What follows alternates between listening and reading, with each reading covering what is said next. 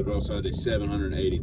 I had a couple buddies years ago. They were supposed to be at work at like 3 or 4 in the afternoon for their job, and they worked the same job. And instead, they went out to the pool at their apartment complex and started day drinking pretty early. Got a little shitty as the lunchtime hour arrived, and by the time it was time to go to work, they were in no condition to go to work. So this is before cell phones. They call in to the boss there, and they use the pool phone. Remember, you used to have a phone at the pool, so you could call if somebody was drowning or whatever, I guess. Anyway, and then the first guy calls up and he's like, "Hey man, I'm not gonna make it in today. I'm sick. I'm feeling under the weather, so I hope I'll be in tomorrow." Hangs up. Okay, leaves a message, obviously. Second guy calls back he calls in like 2 minutes later, and he's like, "Hey boss, I'm not gonna be in either," and hangs up. And he's like, "What are you doing?" I thought that was funny. You were drinking so much that you didn't realize that we all saw through this ruse, Anyway, what is it about people treating bowling alleys like rental cars? Like, why do we treat stuff that we don't own or care about? Like, nobody goes bowl. Well, some people.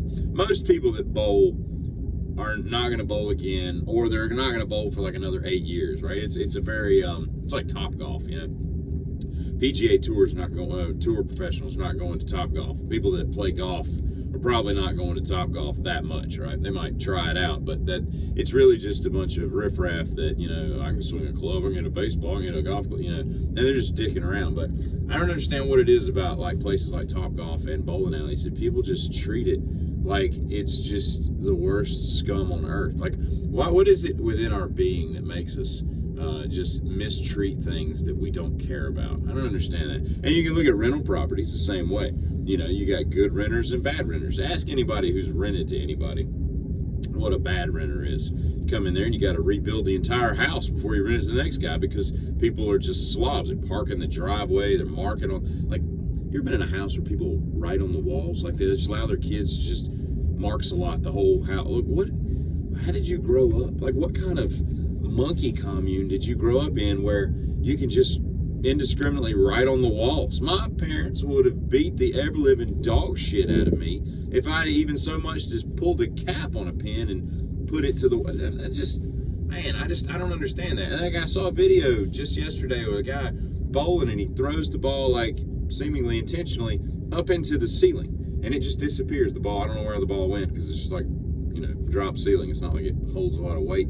The ball just disappears. So now somebody's got to go get a 18-foot ladder and climb up there and fix the roof, get the ball before it falls on somebody. It's just dumb. I don't understand why you would do that. You don't do that stuff with things that you care about, I don't get it. I don't get it. Like, you want to go to a theme park.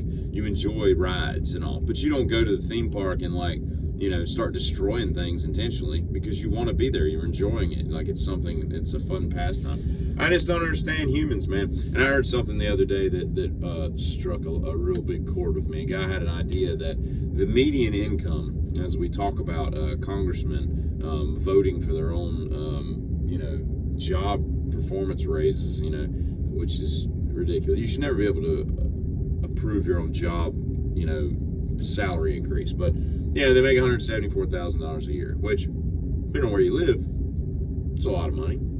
Some places it's not a lot of money. It just depends, right?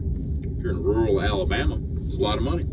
If you're in Queens or something, it's not, right? So they talked about, the guy said, I think the congressmen should get paid the median income of the state that they're from, or the area they're from. And I'm like, giddy up. And I like the sound of that.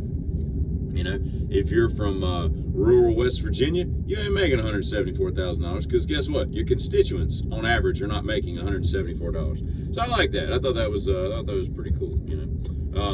And I bet you that one of the most I would imagine that women that cheat and get pregnant with someone else's baby, when it is another race or ethnicity than the person they're supposed to be with, their husband, boyfriend, whatever, person that they're supposed to be monogamous with, and then they cheat on them, and then they get knocked up, right? And they're carrying this baby to term for 9 months, knowing full well that either this is definitely, you know, so-and-so's baby, or it's a really good chance, or at best it's 50-50. That has got to be the most stressful 9 months.